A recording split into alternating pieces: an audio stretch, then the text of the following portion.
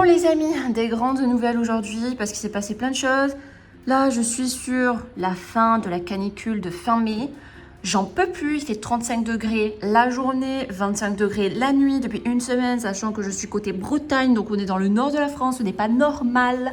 Et il s'avère que pendant cette période de canicule, c'était le moment pour moi de changer les enclos, de sortir les pioutes et tout. Donc là, vous voyez, il y a les petits poussins qui sont en autonomie dans leur poulailler temporaire. Et les grands sont passés dans le grand poulailler. Donc je vous raconterai ça tout à l'heure. Là, je voulais juste vous faire un petit topo et j'ai sorti tout le monde. Donc l'écaille, les poussins et il manque que les petits poulets-poulettes du grand poulailler. Du coup, je voulais vous filmer l'ouverture. Je leur ai agrandi leur enclos. Donc là, vous voyez, ils ont un grand enclos comme ça. Je crois que ça fait 50 mètres carrés. L'herbe est très haute. Je me suis même chopé une tique. Hier, je me suis fait mordre par une tique parce que j'ai laissé l'herbe pousser exprès pour les poules. Donc il est temps qu'elle m'attaque toute cette herbe, qu'elle m'arrache tout là parce que il commence à y avoir un peu trop de trucs dans ces herbes là. Voilà, donc c'est parti. On va aller ouvrir aux poulettes et ensuite je vais vous reparler de tout ce qui s'est passé parce que c'était un peu laborieux de les faire dormir chacun dans leur truc.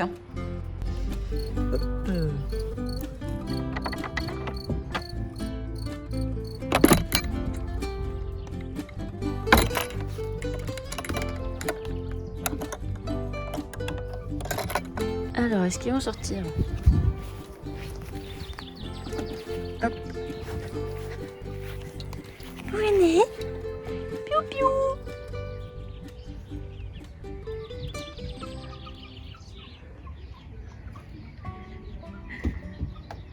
Allez, venez découvrir votre enclos gigantesque. Parce que du coup, ils n'ont pas découvert l'enclos gigantesque encore. J'avais fait une version petite pour le temps qu'ils s'habituent au poulailler, mais hier soir, ils sont rentrés dormir tout seuls. Donc du coup, j'ai estimé qu'ils étaient prêts. Et les poussins, ils sont pas prêts par contre. Donc je vous expliquerai ça après. Ah, bon, on sort. Je pense qu'il va peut-être chanter.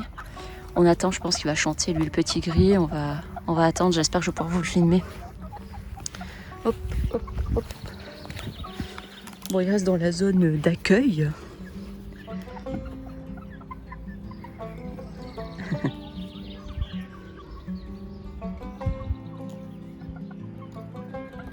Donc pour l'instant, ils se restaurent. Ils n'ont pas compris qu'ils pouvaient aller jusqu'à là-bas. Moi, il faut que je fasse gaffe. Je suis dans les herbes hautes.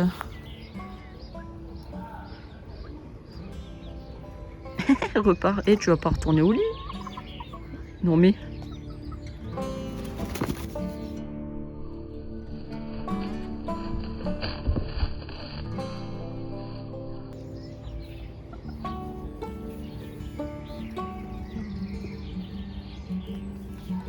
Oui, tu chantes pas toi. Il chantait dans le poulailler. On l'entendait un peu de loin en fait quand il chante dans le poulailler, mais là il est dehors, il chante plus. Ah, on est pipi. Oula, c'est en train de crier là-bas là. Regardez comme il est beau, comme il est gros.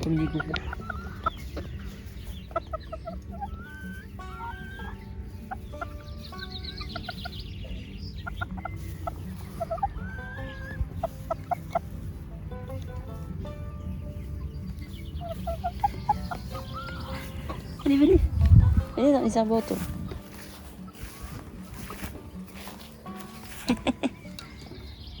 Ah, tu vois plus. Ah, il y a UU. Il y a UU dans les herbes.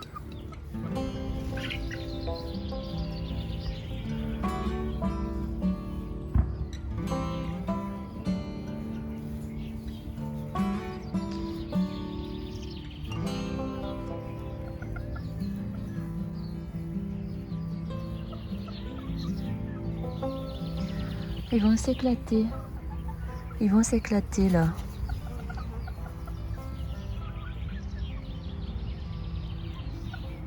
J'espère qu'ils vont pas sauter là. Mais après il y a la haie qui les bloquera. Du coup j'ai pas pu mettre un filet sur toute la surface malheureusement, c'était trop grand en fait. Avec 2 filets déjà j'ai couvert un tiers je pense. Et du coup c'est à eux de s'ils voient une buse ou quoi, ils aillent se cacher sous les filets. Après ils sont dans les herbes hautes, là vous voyez si je me mets comme ça, je les vois même plus. Donc ils sont quand même un petit peu camouflés quand ils sont dans les herbes. Donc on va compter là-dessus pour les buses. Mais bon, je vais pas les empêcher de vivre, hein. J'ai envie qu'ils aient 50 mètres carrés d'herbe. Là, bah, ils les ont. J'ai couvert un peu. Et après, bah voilà, on verra bien. S'il y en a un qui se fait prendre par une buse, bah, la buse, faut bien qu'elle mange aussi, hein. C'est comme ça. Oh, mais tu vas pas retourner au lit quand même. Et... En tout cas, ça y est, ils sont occupés. Et lui, bon, il n'a pas chanté. Bon, vu que de toute façon, je vais continuer à filmer pour parler, on verra s'il chante ou pas. Donc, je suis retournée à l'intérieur pour vous expliquer un petit peu les nouvelles. Si vous entendez des ventilos en fond, c'est normal. Hein. Là, je ne peux pas les activer, il fait déjà super chaud alors qu'il est 8 h. Et du coup, donc eux, ils ont accès à leur grand enclos vert là. Attendez. Bon, tant pis, il y aura les ventilos. Hein. Donc, ils ont accès au grand enclos vert parce qu'ils sont rentrés en autonomie dans le poulailler. Donc, je vais vous expliquer comment j'ai fait pour les habituer à aller dormir dans le poulailler et eux, là, dans le petit enclos. Donc, en fait, avant, leur enclos était là. Hein. On voit au niveau de l'herbe qui a été rasée, c'est là où il y avait leur ancien enclos. Et donc, bah, je les ai ramassés un à un. Je les ai mis dans le nouvel enclos qui était attenant au poulailler. J'ai fait ça en fin d'après-midi parce que forcément avec la canicule, je vais pas leur faire un changement d'enclos en pleine journée quand il fait 35 là, donc j'ai attendu que le soleil baisse et qu'il fasse moins chaud. Et donc je les ai mis dans le nouvel enclos. Et ils avaient accès au poulailler, mais ils n'y sont pas allés, ils avaient peur, ils voulaient pas aller dedans parce qu'ils connaissaient pas. Et donc le soir, eh bien en fait, ils avaient la moitié en enclos, leur enclos s'arrêtait ici, comme ça, vous voyez, ça faisait juste un arc de cercle devant le poulailler. Et en fait, parce qu'ils étaient très affolés, hein, c'était un nouveau lieu, voilà, j'allais pas les lâcher direct dans un grand espace, ça les ferait stresser. Et donc en fait, le soir, ils n'ont pas du tout voulu aller dans le poulailler, alors que j'ai mis une lumière dans le poulailler. Hein, donc le poulailler était plus éclairé que l'extérieur, ça c'est très important. Quand ils ont peur, pour les inciter à y aller, ils n'aiment pas quand c'est sombre, quand ils savent pas ce qu'il y a dedans. Et donc du coup, j'avais mis une lumière, ils voulaient pas y aller, donc en fait, ils s'étaient mis en tas au bord de la clôture. Pourquoi ? Parce que leur ancien poulailler temporaire était ici, comme ça. Et donc, en fait, dans l'enclos, ils s'étaient mis le plus proche possible de leur ancien lieu de dodo, parce qu'ils voulaient y retourner, mais ils ne savaient pas où il était, parce que leur poulailler temporaire qui était comme ça, là, dans ce sens-là, en fait, je l'ai mis ici, pour les nouveaux. Donc, du coup, ils ne le voyaient plus. Donc, ils regardaient en mode, mais il est où le dodo et tout ? Ils ne comprenaient pas, mais du coup, ils sont hyper intelligents, parce qu'ils se souvenaient de leur ancien lieu de dodo. Ils se sont repérés dans le jardin, ils savaient que l'ancien lieu de dodo était là, parce qu'ils n'arrêtaient pas de regarder là. Et voilà, et du coup, ils ne voulaient pas y aller. Donc j'ai dû les prendre un à un et les fourrer dans le poulailler, quoi. Et une fois que je les mettais, ça va, ils sortaient pas. C'est quoi ces bruits, là ?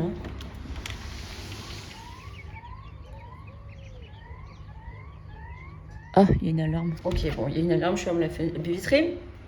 Oh là là, donc je sais plus ce que je disais. Oui, donc du coup, j'ai dû les fourrer dans le poulailler parce que sinon, ils ne voulaient pas y aller. Heureusement, ils ne ressortaient pas en panique. Hein.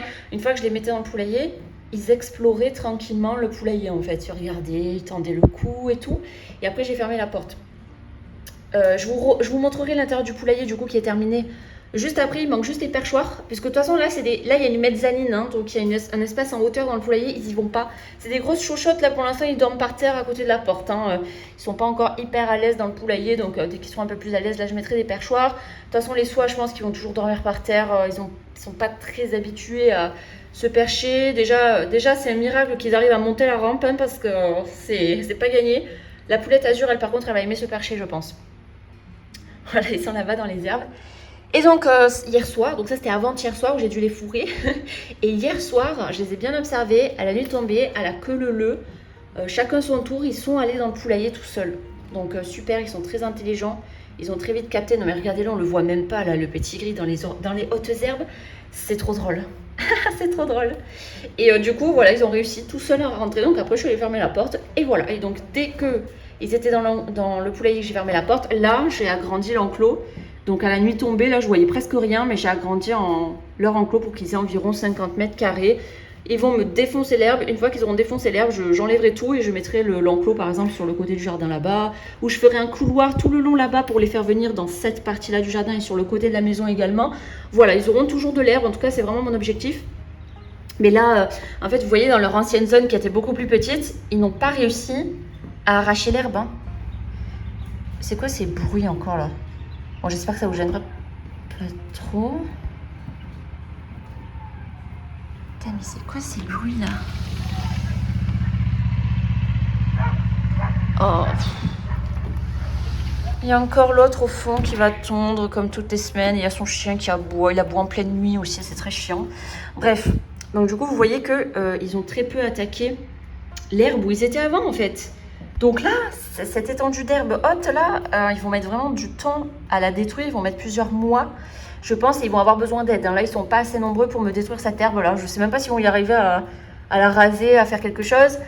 Tant que j'ai pas rajouté des poulettes qui viendront du coup de ce lot de poussins là. Donc voilà pour eux, donc eux c'est bon, ils ont acquis le poulailler, ils promènent toute la journée dans ce grand espace et puis voilà, ils vivent leur meilleure vie. Et je vous parlerai aussi de pourquoi il y a plus le noir et feu, le poulet noir et feu là, je vous expliquerai après. Donc là, les petits poussins. Donc les petits poussins, ça a été assez laborieux de leur apprendre à aller dans ça là, parce qu'on a un petit peu tardé. C'est vrai que eux, quand ils étaient jeunes, ils avaient 4 semaines quand je leur ai appris à dormir là. Eux, ils ont appris à 5 semaines. J'ai l'impression qu'ils commencent déjà à être un peu, entre guillemets, têtus. Ils sont moins malléables, j'ai l'impression, au niveau éducation, à 5 semaines qu'à 4 semaines. Donc là, c'est un peu plus laborieux de leur faire apprendre à aller là-dedans. Le soir, du coup, ils restent dehors, ils piaillent, ils gueulent fort, en fait, en mode « mais je vais où? Alors que j'aurais déjà montré, ça fait 2 jours que je leur ai montré qu'il faut aller là-dedans. Donc, du coup, il y a une cabane, hein, c'est exactement comme ça, en fait. C'est une cabane comme ça, avec une grosse cabane, là. Et donc, en fait, je vous montre celle-là, comme ça, on la voit mieux. Et donc, en fait, dans la cabane, j'ai mis, bien sûr, une lumière, hein, sinon, ils ne veulent pas y aller si c'est sombre. Et la première nuit, malgré le fait que je mette une lumière dans la cabane, ils ont tous dormi dans l'enclos extérieur. Donc, dans l'enclos extérieur, dehors, dans la dernière case, ils ont tous dormi par terre. Bon, ok, je les ai laissés là, j'ai pas voulu les traumatiser en les forçant à aller dans la cabane. Ok, bon, hier, c'était la panique. Ils voulaient pas, enfin, ils savaient pas où aller le soir, ils voulaient pas rentrer dans l'enclos. Donc là, ce qu'on a fait, c'est qu'ils ont un peu peur de la bâche, donc on a agité la bâche. Ça les a fait tous aller dans l'enclos. Et après, ils restaient dans la zone grillagée. Ils n'allaient pas trop dans la cabane, ils y allaient un peu. Mais ils n'y allaient pas trop. Donc du coup, on a agité la bâche jusqu'à ce qu'ils aillent tous dans la cabane. Et vu qu'il commençait à faire sombre et que la cabane était éclairée parce que j'ai mis une lampe frontale dedans, et bien une fois qu'ils y étaient, ils se sont dit « Ah, en fait, c'est pas mal, ben on sort pas ». Et du coup, cette nuit, ils ont bien tous dormi dans la cabane. Il y a des cacas par terre, donc ils ont dormi dedans. Et donc du coup, j'attends de voir si ce soir, ils rentrent tout seuls. Et c'est une fois qu'ils sauront comment rentrer tout seuls que je leur donnerai accès à la partie là que vous voyez qui est clôturée en verre et qui en plus a un filet sur toute la surface. Donc là pour le coup eux ils sont vraiment protégés parce que eux ils sont plus sensibles aux prédateurs que eux. D'ailleurs ça y est, ils explorent en groupe, hein. Ça c'est marrant, ils sont tous là. Voilà, donc eux ils sont beaucoup plus sensibles aux buses hein, que eux qui commencent quand même à peser hein. Voilà, donc du coup, et ben là ils n'ont pas accès tant qu'ils savent pas comment aller dormir parce que sinon le soir, mais ça serait la galère en fait de les rentrer parce que ben, ils vont s'agiter dans tous les coins, ils vont partir en courant partout dans l'enclos, dans le grand enclos. Là, c'est hors de question que tous les soirs je m'amuse à les poursuivre partout pour les rentrer. Hein. Donc il faut qu'ils aient ça, qu'ils soient acquis. Aller au dodo la nuit, on va dans la cabane avant que je leur ouvre du coup l'enclos grillagé noir pour qu'ils puissent accéder à toute cette zone là qui est clôturée. Voilà, là j'attends. Donc j'avais prévu de les sortir aujourd'hui, mais hier soir, ils n'ont pas compris comment aller dormir. Donc tant que ce n'est pas acquis, je ne les sors pas. Normalement, d'ici la fin de la semaine, ça devrait être acquis. D'ici 3-4 jours, je pense que ça sera acquis. Et ensuite, ils auront accès à ça tous les jours. Voilà. Donc ils explorent tranquille. Oui, et donc du coup, il n'y a plus le petit coq. Je pense que c'était un petit coq soit noir et feu. Je l'ai passé à la casserole et je vais vous expliquer pourquoi. Il a été ignoble envers UU pendant plusieurs jours.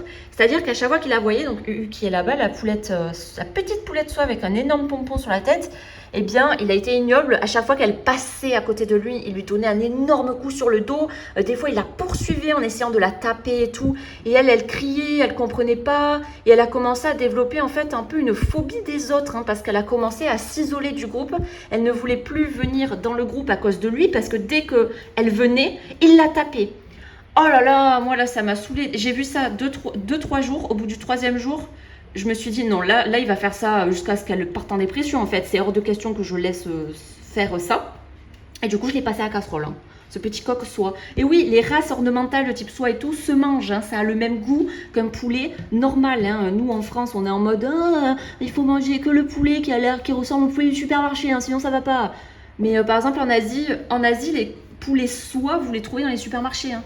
Donc ça se mange et ça a le même goût que le poulet, c'est juste que la chair est blanche, hein, la chair est blanche un petit peu grisée, la peau est noire, les os sont noirs et blancs en gros. Voilà, donc il se mange, ok. Donc nous l'avons passé à la casserole et depuis que je l'ai passé à la casserole, elle revit. Elle revit, elle a rejoint le groupe du coup et là elle est derrière, elle est là, elle est magnifique. Comme je vous le disais dans d'autres vidéos, là c'est l'exemple type d'un abattage qui m'a soulagée. Ensuite, c'est jamais une partie de plaisir, hein, mais je me disais, là il le faut. J'avais pas envie, hein, je l'aimais bien cet individu, mais là il le fallait parce que la pauvre elle était en train de déprimer. Elle était vraiment isolée du groupe. Vous imaginez le groupe, elle se mettait tout au fond là-bas toute seule et elle était allongée par terre et elle faisait que dormir toute la journée dans un coin d'herbe. Quand elle s'approchait des autres, elle s'aplatissait par terre parce qu'elle avait peur de se faire taper. Une fois, je l'avais vue, elle était allée manger, donc c'était dans l'autre enclos, hein, mais dans cette gamelle-là, elle était venue à la gamelle. Il y avait le petit gris à côté d'elle. Elle a mangé et tout. Le petit gris, il a fait un mouvement pour s'étirer, là. Vous savez, quand ils battent des ailes en bombant le torse. Il a fait un truc comme ça. Elle l'a vu. Dès qu'elle l'a vu bouger, elle s'est ratatinée par terre en mode j'ai trop peur, je vais me faire taper et tout. Et le petit gris, il a rien fait quoi. Il était en mode moi je fais ma vie tranquille. Il est venu se coller à côté d'elle, tranquille, super gentil. Et elle commençait à vraiment développer une phobie des autres parce qu'à chaque fois qu'elle s'approchait de l'autre, elle se faisait taper quoi. Et oh là là, ça m'a fait de la peine parce que c'est ma princesse, elle est tellement gentille, elle a jamais tapé qui que ce soit. Je pense que c'est vraiment une poulette qui ne tapera jamais les autres, elle est adorable. Donc à ce moment-là, j'avais même hésité à la mettre avec les poussins pour plus qu'elle se fasse taper, mais en fait, c'était uniquement l'individu noir et feu qui l'a tapé. Dès que je l'ai enlevée, vous voyez, elle a rejoint son groupe et elle est super chill, elle est très contente là. Et je sentais vraiment une déprime s'installer chez elle, donc je pense que les poules peuvent être déprimées, hein. Vraiment, elle n'était pas du tout dans son état habituel, on sentait... je voyais en son regard tout ça, une baisse de joie de vivre en fait, l'absence de joie de vivre, vous voyez. Et là, elle a retrouvé de sa splendeur, elle a retrouvé sa joie de vivre. Donc, moi, c'est ma princesse, hein. Quiconque l'attaquera ira à la casserole, hein, c'est tout. Donc voilà, donc là, je suis contente, le groupe est stable. Donc, on a 5 poulettes et 2 coqs. Le coq roux, donc qui est juste là. Hop, pour l'instant, je le garde, il est un petit peu teigneux, ça lui arrive de taper les autres, mais il les tape qu'une fois. Il les poursuit pas. Ça lui est arrivé de taper mais il a tapé très peu de fois et elle n'a pas peur de lui. Tant qu'elle n'a pas peur de lui, je me dis ok, c'est bon. Voilà, sinon il est ok, il est plutôt sympa. Et du coup, c'est mon deuxième choix. Forcément, j'ai plus que 2 coqs maintenant. Donc du coup, c'est soit le petit gris, soit le roux. Là, pour l'instant, le petit gris est le choix numéro 1 parce qu'il est vraiment très sympa. Je n'ai jamais vu taper qui que ce soit, hein. Il est vraiment très sympa, le petit gris. Donc toujours en numéro 1. Et puis s'il arrive quelque chose au petit gris ou s'il devient insupportable, j'ai potentiellement le petit roux en numéro 2, sachant que le roux, je ne l'ai jamais entendu chanter. Donc je ne sais pas, est-ce qu'il a un chant strident, est-ce qu'il a un chant plutôt silencieux. En tout cas, c'est pas un gros chanteur parce qu'il n'a jamais chanté pour l'instant. Alors que le petit gris, il chante tous les jours. Il chante tous les jours, son chant n'est pas fort, hein. Je pense qu'il n'y a que les voisins très proches qui l'entendent. Et encore, il faut qu'il soit dehors pour l'entendre. Son chant va sûrement s'accentuer, devenir plus fort avec les mois qui arrivent. Mais voilà. On verra bien. Et mes voisins sont insupportables en ce moment. Ils font énormément de bruit là avec la canicule. Les enfants ils hurlent tout le temps. Donc en fait, moi je vois pas pourquoi je m'interdirais d'avoir un coq, sachant qu'on est, à part le coq, le coq c'est le seul bruit qu'on ferait, hein.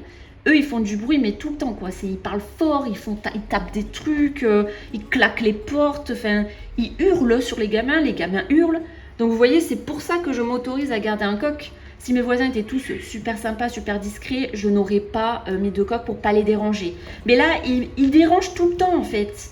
Donc pourquoi moi je m'empêcherais, sachant qu'on est dans un petit village rural, n'est-ce pas? Donc voilà, je vais tenter le coq. Et les cailles là sont excitées là ce matin.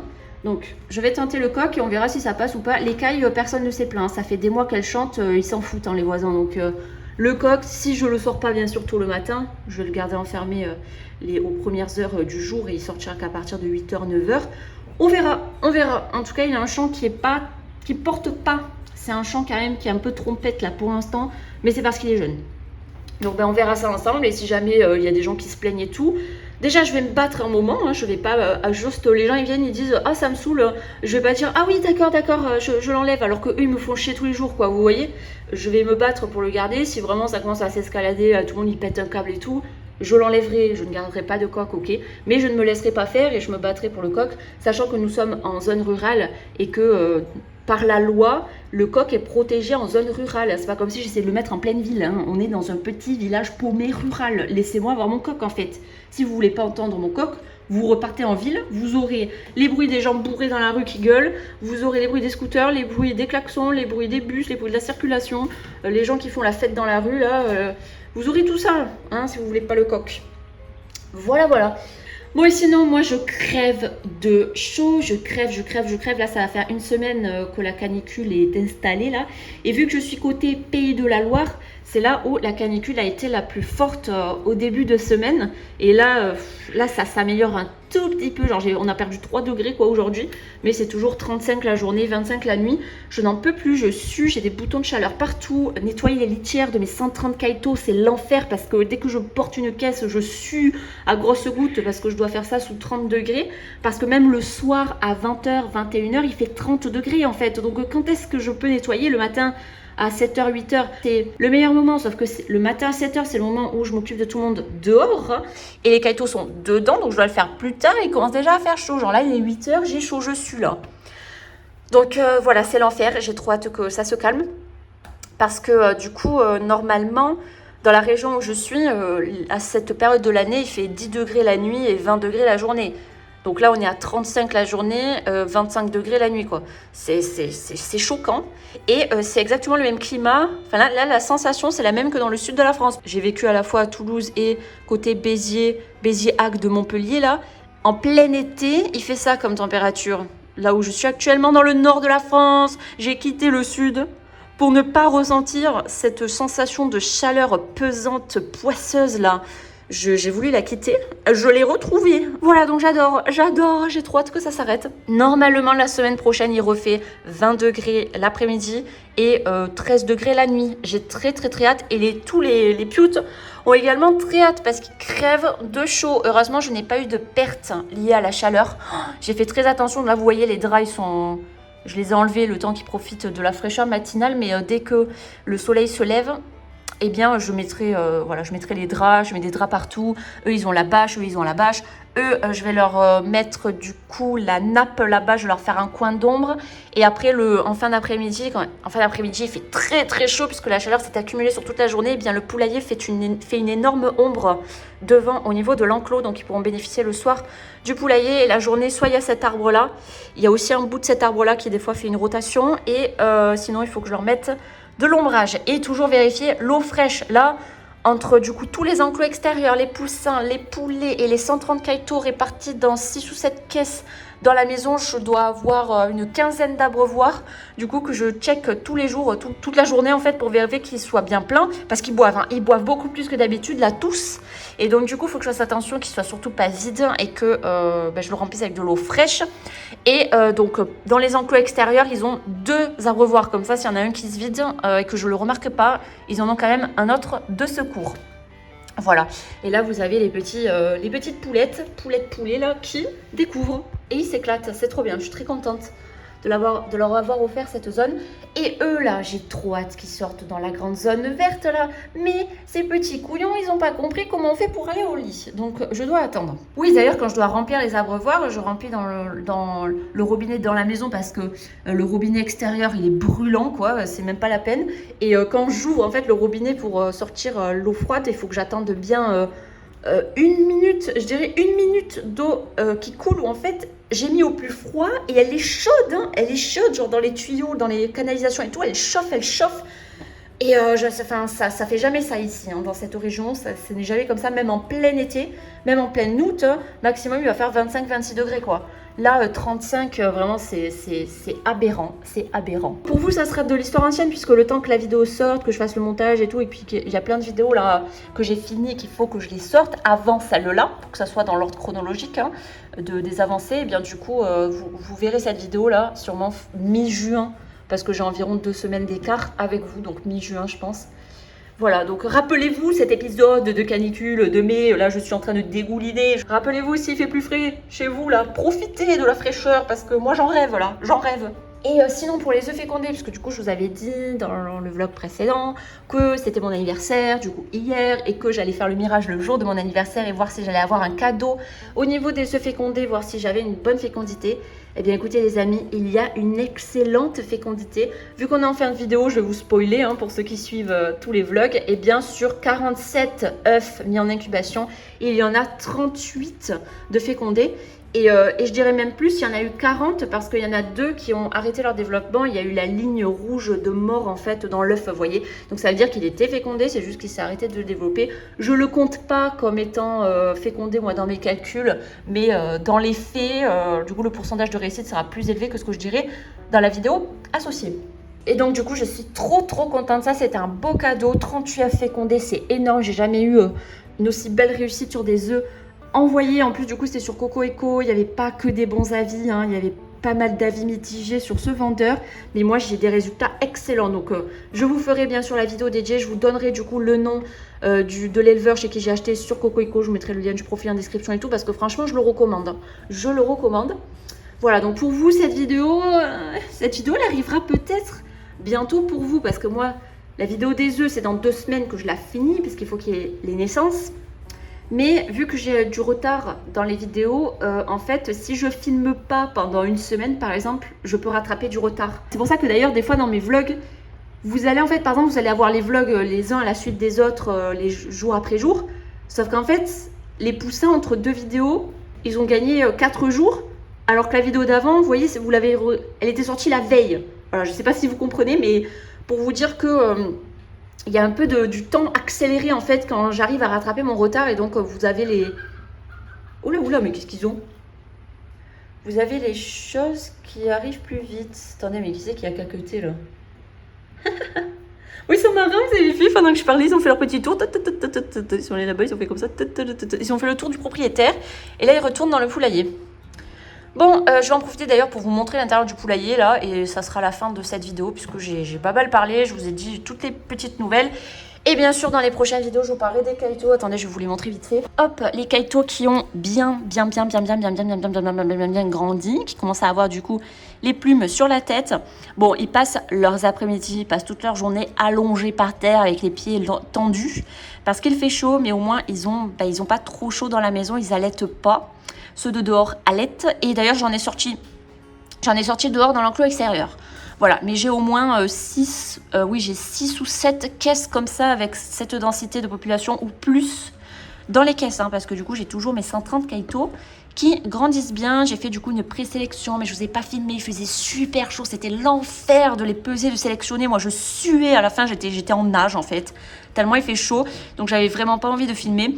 Mais vous inquiétez pas, dès qu'ils auront un peu plus de plumes, là, qu'ils auront leur plumage défini d'adulte, là, la grande sélection, j'essaierai de vous filmer, où je vais regarder vraiment les 130. Moi, je le ferai pas en un jour, hein, parce que j'aurai jamais assez de temps dans une journée, ni assez d'énergie. Mais je le ferai sur plusieurs jours, je noterai les poids sur les papiers et tout. En tout cas, s'il y a un truc que je peux vous dire, c'est que niveau poids, c'est beau, hein, parce que... Donc, je les ai pesés, ils avaient 2 semaines tout pile. À 2 semaines, j'ai pas mal d'individus qui sont entre 110 et 120 grammes. Si vous vous souvenez, les kaito que j'ai fait naître des œufs du supermarché, à 8 semaines, les mâles pesaient 130 ou 140 grammes. Là, à 2 semaines, ils pèsent 110 ou 120 grammes. Vous imaginez? Ils pèsent quasiment le poids des cailles adultes issues des œufs du supermarché. C'est pour vous montrer la différence de souche au niveau du poids qui n'a rien à voir, et que c'est pour ça que cette souche-là de jumbo fait des cailles de consommation, parce que ça fait vraiment des grosses cailles rapidement. C'est-à-dire qu'à 6 semaines, elles pèsent déjà 250 grammes, quelque chose comme ça, entre 250 et 300 grammes. Et donc, elles peuvent déjà être abattues à 6 semaines, je dirais au plus tôt, et après jusqu'à 8 semaines. Sachant qu'à partir de 8 semaines, le poids n'augmente pas de trop, alors qu'elle mange beaucoup. Donc l'abattage idéal, c'est entre 6 et 8 semaines, moi je dirais. 8 semaines, c'est bien, elles ont atteint le poids idéal. Et voilà. Voilà. Et le caillouté commence à apparaître chez certains individus. J'adore, vraiment j'adore. Le sexage est possible sur pas mal d'individus sauvages. J'ai beaucoup de femelles. J'ai rarement eu beaucoup de femelles sauvages. J'ai une seule femelle sauvage à l'élevage actuellement, et là j'ai obtenu plein de femelles, donc ça c'est bien, je vais en garder plusieurs. Et voilà. Voilà, voilà. Bon, enfin, je nettoie toutes les litières. Mais là, il commence déjà à faire chaud, donc je vais peut-être attendre ce soir. Donc, vous avez les petites nouvelles des Kaito. Bien sûr, je vous en reparlerai plus en détail dans des vidéos dédiées. Et je vais conclure, du coup, en vous montrant le poulailler où les petits poulets ont dormi dedans. Alors, je peux vous dire que les petits poulets poulettes, là, ils occupent même pas un huitième, hein, un dixième du poulailler, ils occupent. Hein. Donc, c'est pour vous dire que je vais pouvoir en rajouter des poules. Hein. Sachant qu'en plus, pareil, comme je vous disais, l'enclos, là... Ils vont mettre des mois à s'occuper de l'herbe. Moi, j'aimerais qu'ils tournent en fait pour moi. Donc là, il me faut plus d'adultes. Il me faut plus d'individus. Et donc, c'est pour ça que là, parmi le lot ici, je vais garder des poulettes. Hein. Et d'ailleurs, si je peux vous spoil, parce qu'attendez, j'ai trop hâte. Dans les œufs fécondés là, que je vous ai dit. Allez, je vous donne les 3 races que j'attends le plus. Il y en a d'autres aussi. Hein. Il y a d'autres races également, mais qui m'intéressent un petit peu moins. Là, on a 10 Brahma, 6 Pékin et 5 Orpington qui sont fécondés. Ça fait beaucoup, hein. Ça fait beaucoup, mais j'aime... Oula, je viens de tout casser. Mais j'aimerais beaucoup en avoir et j'ai de la place dans mon poulailler. En plus, les Brahma et Orpington, ça a beau être des grosses poules. Ce sont des poules plutôt pataudes, très sympas envers les autres. Et surtout, elles grattent pas trop. Elles vont pas m'arracher le jardin. C'est plutôt les races de type Sussex, Marans, plutôt vous savez, les races un peu plus fermières et pas ornementales. C'est plutôt ces races-là qui vont me détruire le jardin. Donc, je vais avoir en majorité des races ornementales, déjà parce que j'adore leur tempérament. Vraiment, j'adore les individus qui sont calmes. Et j'aurai quelques individus seulement de races plutôt fermières parce que je sais que c'est ces races-là qui me feront le plus de dégâts dans le jardin. Voilà. Et ils sont là-bas dans les hautes herbes. Donc, je vais aller vous montrer le poulailler parce que ça fait 10 fois que je le dis et que j'y vais pas. Alors, j'espère que ça va pas leur faire peur.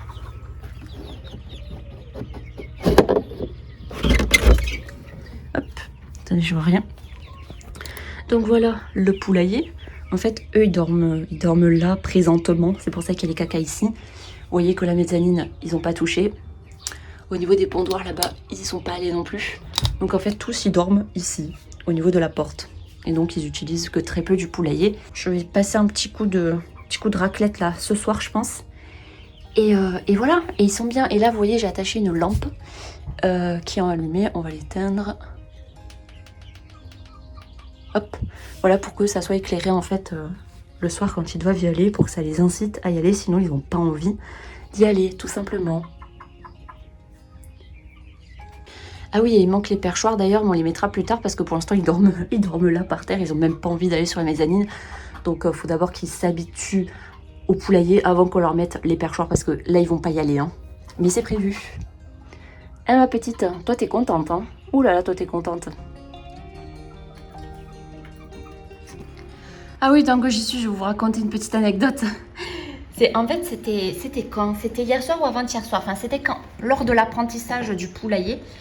La poulette Azur, je l'ai fourrée dans le poulailler. Dès que je l'ai fourrée dans le poulailler, elle a adoré être dans le poulailler.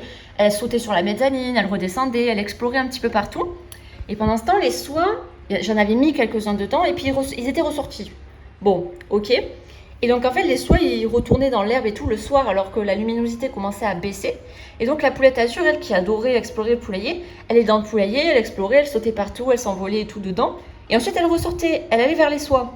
Et après elle retournait dans le poulailler. Et après elle retournait vers les soies. Et elle retournait dans le poulailler et elle retournait vers les soies. Et en fait ça se voyait qu'elle essayait, enfin ça se voyait qu'elle voulait qu'ils viennent en fait. Qu'elle voulait qu'ils viennent dans le poulailler. Mais les soies ne sont pas très fut-fut, ils sont moins curieux et ils sont moins intelligents, il faut le dire, que la poulette Azur. La poulette Azur, elle est très intelligente, elle est très fine, elle comprend très vite les choses. Les soies, bon, c'est un peu des patates, hein, voilà. Ce sont des petites patates toutes douces, mais ça se remue pas trop dans la tête. Hein. Et donc du coup, c'était marrant parce qu'on aurait dit qu'elle était frustrée, elle était en mode, elle avait envie d'être avec eux, mais en même temps, elle voulait qu'ils viennent dans le poulailler. Donc elle faisait des allers-retours. Et les soies, ils étaient là, ils regardaient en l'air. Enfin, ils la regardaient même pas, ils comprenaient pas ce qu'elle était en train de faire. Et du coup, il me semble que c'était là où j'avais dû les fourrer dans le poulailler. C'est ça, c'était la première nuit. Donc j'ai dû les fourrer dans le poulailler. Et la poulette Azur, du coup, qui était ressortie entre-temps, c'est la seule où je n'ai pas été obligée de la fourrer dans le poulailler, en fait. Elle y allait d'elle-même. Voilà, donc très intelligente, cette petite poulette, très intelligente. Sinon, ça lui arrive de regarder les clôtures. Hein. On dirait qu'elle veut s'échapper des clôtures et tout, mais elle respecte. Elle regarde, mais elle essaie pas de s'envoler. Elle respecte, et d'ailleurs, je lui ai refait une petite beauté. Au niveau de son aile, on a raccourci les rémiges. Je vous rappelle, hein, c'est comme couper les cheveux. Si vous le faites bien, que vous ne faites pas rapprocher de la base des plumes, ils ne sentent rien, ils ne vont pas saigner ou quoi. Et donc en fait, je l'ai ramassée pour lui refaire une petite beauté. Elle a été adorable, hein. Je l'ai portée, elle attendait, elle se débattait pas, elle disait rien, vraiment adorable. Elle se laisse très facilement manipuler. Donc en 2 secondes, on lui a refait une petite coupe au niveau de son aile qui avait repoussé, les plumes avaient repoussé. Et pour éviter qu'elle s'envole trop et que si elle quitte l'enclos, j'ai pas envie qu'elle parte chez les chèvres, sinon pour moi ça va être impossible de la récupérer. Et elle va pas réussir à re-rentrer parce que le terrain est surélevé par rapport aux chèvres derrière qui sont plus basses en fait. Donc si elle arrive à s'envoler par-dessus, elle va pas réussir à s'envoler de plus bas pour remonter plus haut, vous voyez. Donc du coup c'est primordial qu'elle ne quitte pas le jardin. Et elle respecte vraiment très bien les barrières.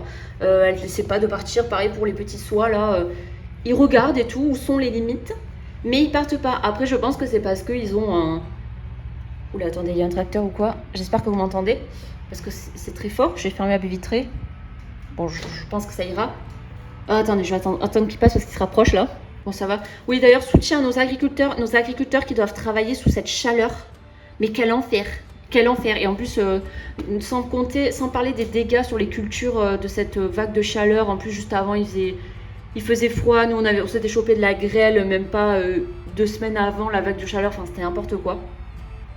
Et donc je disais, voilà, elles respectent très bien les barrières, mais c'est parce que je leur ai fait un enclos qui est enrichissant. Là je vous l'ai dit, moi quand je vais m'asseoir dans l'herbe, il y a 1 milliard de trucs qui me montent dessus. Hein. Il y a des fourmis, il y a des tiques, il y a des petites bébêtes, là, des petites bestioles, il y a de tout là dans l'herbe. Et en plus de ça, j'avais aussi chopé un énorme grillon / criquet, très juteux. Là je l'avais trouvé en dehors de l'enclos, donc je l'ai ramassé, je leur ai donné. C'était la fiesta, hein, ils s'en barrent en courant avec. Donc elles ont de quoi trouver comme petits insectes dans l'herbe. Il y a aussi des mauvaises herbes qu'elles adorent manger, qu'elles adorent éclater. Il y a du trèfle aussi, le trèfle elles adorent. Oh, ils ont peur les petits, c'est bien, ils ont peur et du coup ils vont dans la cabane. Ça c'est un bon réflexe, continuez comme ça les petits. Regardez-les là. J'ai hâte qu'ils soient dans leur enclos en herbe. Hein. Regardez-moi cette herbe haute là, ils vont s'éclater. Mais les petits couillons, ils sont un peu durs de la feuille là, hein, donc faut qu'ils comprennent le dodo. Sinon, moi, ça va être l'enfer le soir. Donc voilà, donc ils s'éclatent. Hein. Et là-bas, du coup, les cailles ont maintenant à nouveau accès à cette zone. Donc en fait, je vais faire avancer comme ça. Et en quinconce, c'est-à-dire que ici, je fais avancer là, comme ça, celui-là, je peux le mettre là. Enfin, vous comprenez, pour qu'il soit toujours dans l'herbe. Et donc là, là-bas notamment, elles sont vraiment dans la jungle. L'herbe est très haute. L'herbe, elle est 2 à 3 fois plus haute que leur taille aux cailles. Du coup, elles sont trop contentes. Elles se couchent dans l'herbe haute. Elles se font des petits nids. Alors là, le soir, moi, je fais la chasse aux œufs hein, parce qu'elles me cachent les œufs dans des nids, dans des herbes hautes. Elles s'éclatent. Donc c'est trop bien. En plus, ça doit les rafraîchir aussi. Ça leur fournit de l'ombre du fait d'être dans l'herbe haute. Donc voilà, c'est pour ça, nous, on ne tombe plus. Hein. Donc ici, c'est une prairie. Hein. Le jardin, c'est une prairie. C'est pas un jardin avec la pelouse tondue à ras. Donc le danger, c'est les tiques. Du coup, parce que les herbes hautes comme ça attire les tiques. Mais moi, je marche dans les zones en fait d'herbes rases que justement les petits poulets m'ont rasé. Et l'herbe haute, je leur réserve à eux puisque les tiques, ils peuvent les manger. Je pense qu'ils n'ont vraiment pas de problème de tiques qui s'accrochent à eux. Ils vont surtout les manger. Et puis si j'en trouve, je leur enlèverai. Mais franchement, ça m'étonnerait quand même. En plus, ils ont la peau qui est inaccessible. Hein. Il faut aller sous les plumes, il faut aller super loin. Donc voilà. Voilà. Donc pour les petites nouvelles, je suis trop contente. Je suis trop contente qu'ils aient accès à cette grande zone. Et voilà, mais c'est trop marrant parce qu'on voit juste la tête qui dépasse là-bas. Vous voyez la tête noire là? On la voit quasiment pas. Hein. Donc je pense quand même que pour les prédateurs aériens, ils sont beaucoup plus cachés que si l'herbe était rase. Hein.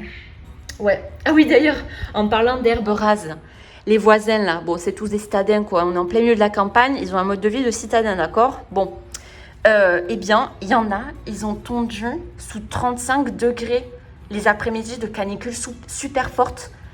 Mais moi, je me dis, mais attends, la canicule, elle dure 1 semaine. Tu veux pas attendre 1 semaine avant de tondre?